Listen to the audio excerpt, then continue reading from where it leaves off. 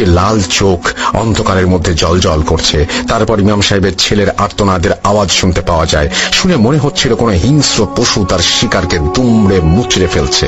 হাড় ভাঙার কটকট আওয়াজ পাওয়া যাচ্ছিল। কিছুক্ষণ পর ইমাম সাহেবের স্ত্রী সেই জিনের কণ্ঠ শুনতে পান। জিনটি তাকে বলে, এই রুমের কোনো কোনায় একটি শিশির ভেতরে আতর রাখা হয়েছে। এই শিশির আতরের গন্ধ শুকিয়ে দিলে তার মেয়ে ভালো হয়ে যাবে।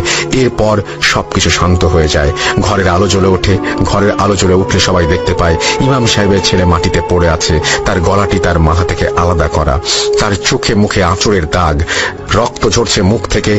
তার পা ভেঙে উল্টে গেছে। তার একটা চোখের ভেতরে কাঁটা ঢুকে গেছে। আর কপালে যেখানে রক্ত লাগানো ছিল সেই জায়গাটা দেখে মনে হচ্ছে যেন পুড়ে গেছে। এসব দেখে ইমাম সাহেবের স্ত্রী হাউমাউ করে কাঁদতে থাকেন।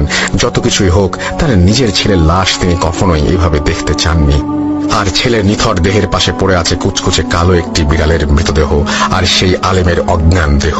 বিড়ালটির চোখ থেকে পানি পড়ছে, তার জিভ সম্পূর্ণ বেরিয়ে আছে।